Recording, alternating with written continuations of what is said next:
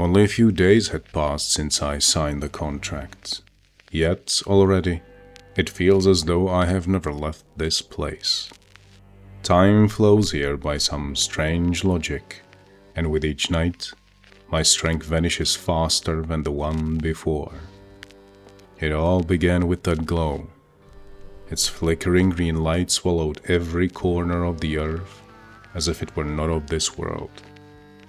At its arrival, the voices of modern machines fell silent, and the world seemed to regress to deep, shadowed eras I had hoped never to witness again.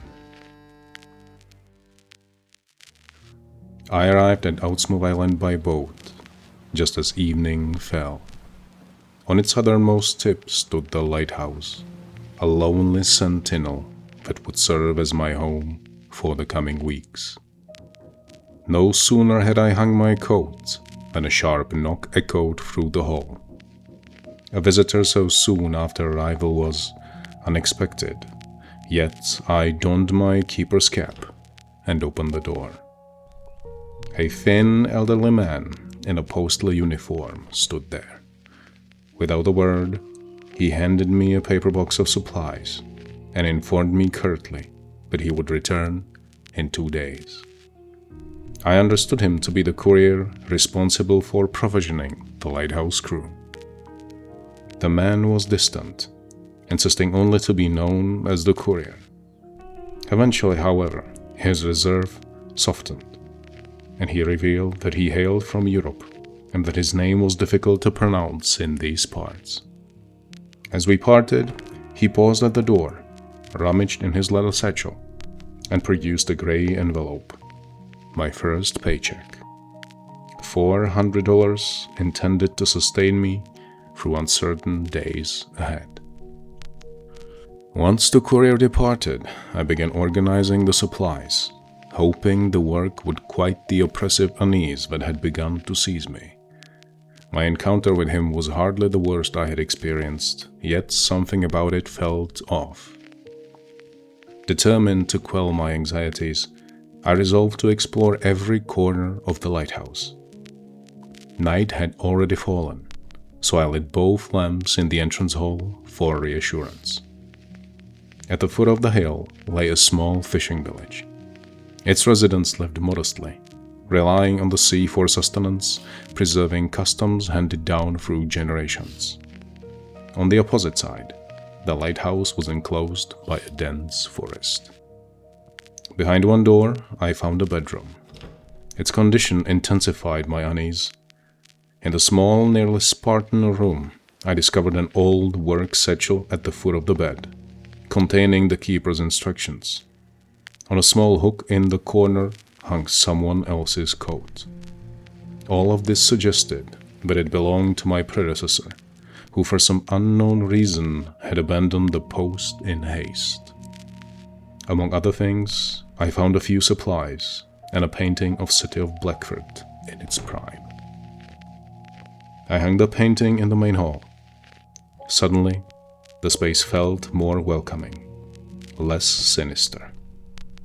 I realized that to make the lighthouse truly livable, I'll have to spend a portion of my funds. The second door, presumably leading to the living room, was locked, and no key was to be found. My thoughts were interrupted by the beep of a radio in the next room. I lifted the receiver. On the other end came the harsh male voice of my superior at Blackford Harbor. From the start, he insisted I address him as Chief, and wasted no words informing me that my position was unnecessary, and I, myself, unqualified and foolish. Despite the newspapers celebrating my appointment as an efficient response in a time of crisis, the chief's mood was icy. He ended our conversation abruptly, instructing me to activate the lighthouse light with the main switch. As I rose to comply, I remembered another urgent duty. I adjusted the radio dial to a prearranged frequency. Moments later, the voice of my young daughter filled the receiver. She brimmed with excitement to hear me. peppering me with questions about my journey and well-being. I couldn't share the strange dread the lighthouse inspired, nor the odd encounter with the courier. Instead, I praised the lighthouse, and our conversation ended quickly. In these strange, unsettled times, it made sense to leave my wife and daughter safe in Blackford Harbor. After all, my duty here would last only a week before another replaced me. At least that was the thought that accompanied me as I assumed the post. I glanced once more at the instructions faxed from the harbor. Among them was a note. Falling asleep on duty is the gravest sin of a lighthouse keeper. Oddly phrased, almost as if extracted from some arcane text rather than a standard protocol. I shook my head and went up to breathe the evening air before my shift began. The aurora bled through the sunset, twisting in the sky like eels fighting for a final crimson morsel.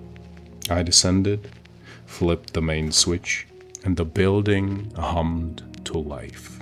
I could scarcely imagine the trials the first night would bring.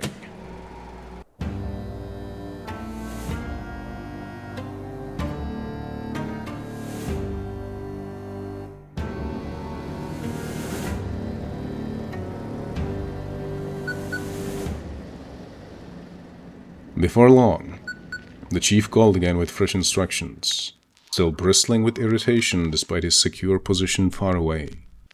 Where advanced electronics once operated, he now spent nights at the radio, ready for emergencies.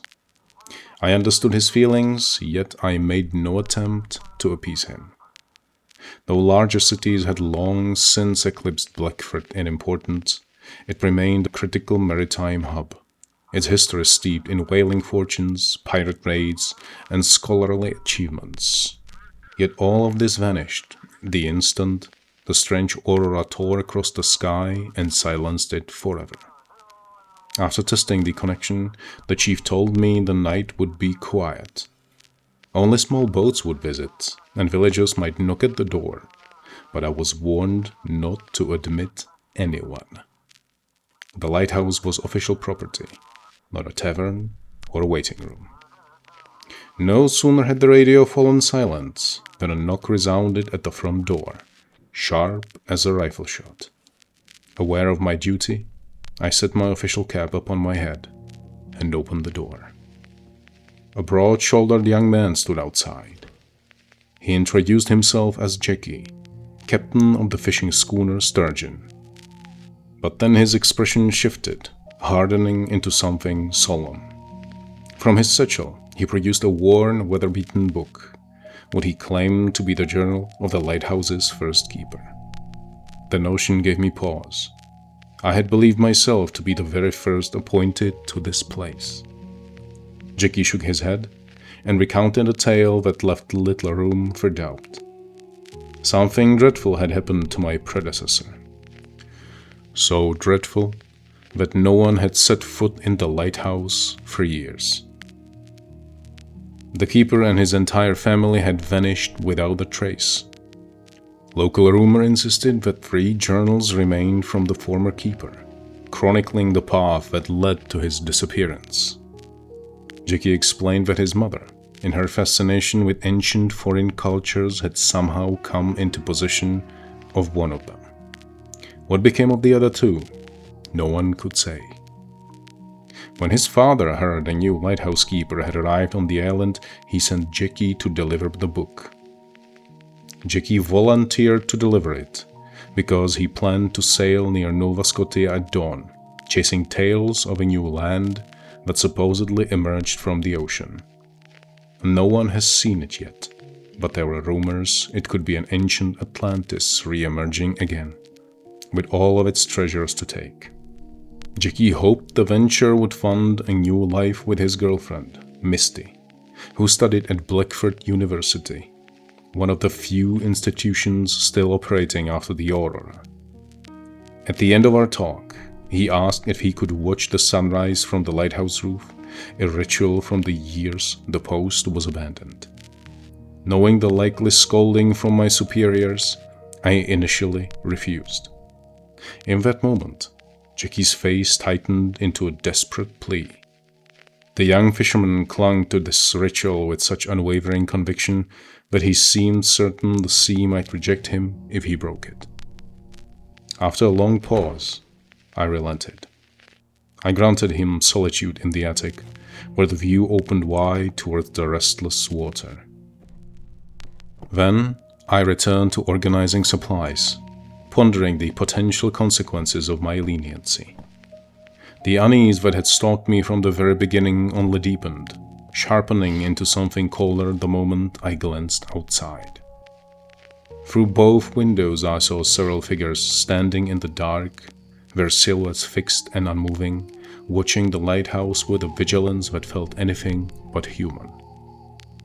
I returned to the radio, seeking the vessel's frequency. In error, I tuned into a signal of unknown origin, one that hinted at illicit activity, drug dealing maybe, before it vanished. I shuddered, knowing that with the world falling into chaos, all kinds of shadowy elements started crawling onto the surface, eager to feast on the weak. I resumed my search and soon managed to tune into the ferry's frequency. Hardly had I held them when the captain's voice came through, warning that the sea was behaving strangely, as if the waves were trying to match the rhythm of their engines. I dismissed it as sailors' superstition. Crews often mutter odd tales about things glimpsed on the water. Solitude and the ocean take their toll on both men and women alike. I ended the conversation and steered the vessel into Old Harbor without further words. Despite my skepticism, the situation was perilous, and without my guidance, ships might have torn their hulls on one of the jagged reefs that hemmed in Blackford Bay.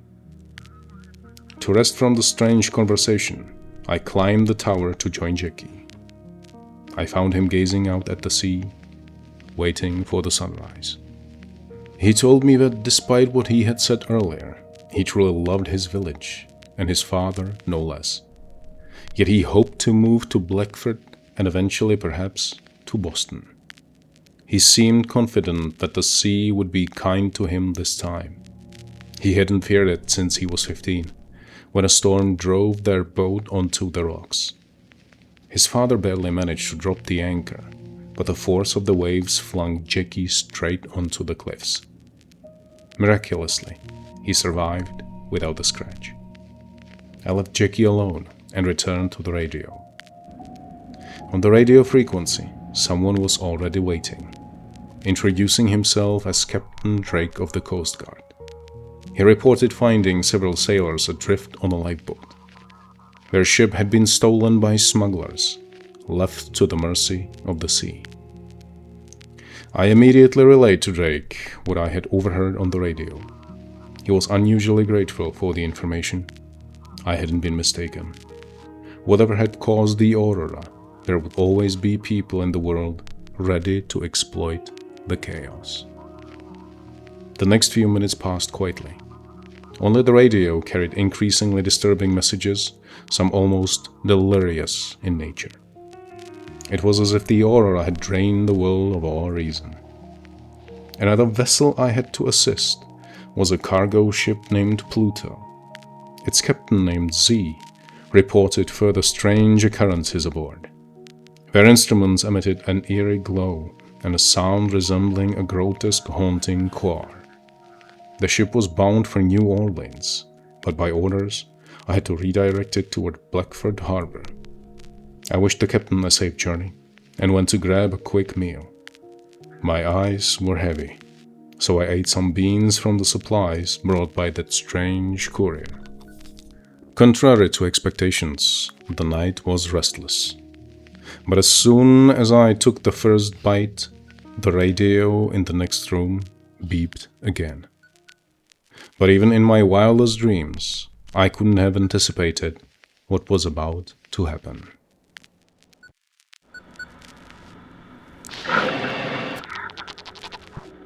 When I picked up the receiver, the speaker let out a brief rasp, followed by a sound barely resembling a human voice. The presence on the other side spoke my name. It demanded accountability for allowing anyone else near the lighthouse's light. It meant the young sailor, Jackie. It sought vengeance. At that moment, I was utterly shaken. I couldn't tell whether I was still awake or if I had dozed in my chair, conversing only with a figment of my imagination. One thing remained clear: my duty. I shouted into the radio, commanding whoever or whatever was there to leave my frequency immediately. The entity laughed. It promised it would not disappear while I remained. It warned me to flee by dawn, or darkness would consume me. And the strange, menacing signal vanished. I looked around, disoriented. I couldn't be sure I had truly heard what I heard. My thoughts were thankfully interrupted by a knock at the front door. Outside stood an old fisherman. As soon as I introduced myself, he began speaking of matters I would once have dismissed as mere tales. He said that the darkness itself coveted the lighthouse. Fall asleep or let the light die too long, and all would be lost. He gave me one of his catches and bid me farewell. No sooner had I closed the door than panic gripped me. The room seemed to sink into darkness. For a brief moment, the lights went out, and even when I flicked them back on, the gloom lingered everywhere, seeping into every corner like stubborn grime. Outside, the curtains glowed red, but even in that crimson light, not a step could be seen. Suddenly the moon rose, and everything returned to its former state. I couldn't tell whether darkness itself was probing my mind, or if solitude was pressing down too early. I restarted all the systems that had failed during the power outage and, for safety's sake, made my way up to the tower to check that everything was in order. In the attic room, the young sailor fixed me with a confused look. Still dazed, I muttered that darkness sought to punish him. The boy took no heed. He was determined to sail, come what may. I climbed the ladder all the way to the light, now glowing an orange, almost dark red hue. It was the first time I had seen it up close. The color seemed strange, but with another ship waiting in the distance, I conducted only a brief inspection before heading back down to the radio. Once seated, my gaze fell again on the drawing that had arrived by fax during my last radio call. Rendered in black ink, it showed my lighthouse surrounded by something dark and formless. I set the dreadful image aside and focused on my work. After several attempts, I finally found the correct frequency. Captain Drake of the Coast Guard was on the line. Unfortunately, the news was grim. They had located the ship intended for the missing sailors found adrift in the lifeboat. The smugglers had stolen it, casting part of the crew into the waves and binding the captain below deck. Tragically, 2 of the hired lighthouse keepers meant to relieve me were among the victims. The ship had been intended to smuggle drugs into the port. The substance, however, was something Drake had never seen. Flickering azure blue crystals that shimmered with an otherworldly light. Something only a proper lab might handle. Drake suspected someone from the port had assisted the smugglers. Before ending the call, he warned me not to trust anyone. As if on cue, the chief's voice came through. He asked if everything was all right. I told him about the terrifying conversation, the threat that had sought to drive me from the lighthouse. The chief commented briefly that, with the world as it is now, and the aurora above, all sorts of oddities were surfacing. If anyone tried to contact the lighthouse again, I was to end all communication. He asked if I had let anyone inside. I realized I was treading thin ice, so I lied. The chief praised me, reminded me that the lighthouse belonged to the Blackford port, and that I was well compensated for following the rules. He ended the call with his usual mocking tone. As soon as the chief's voice faded, the alarm sounded, signaling sunrise. Morning had come, the shift was over, time to sleep. One thing was certain: I would remain utterly alone for the next few days. My eyes were heavy, but I resolved to read at least the first few pages of my predecessor's journal. I did not yet know what lay hidden within, but I sensed that his fate here had promised nothing good.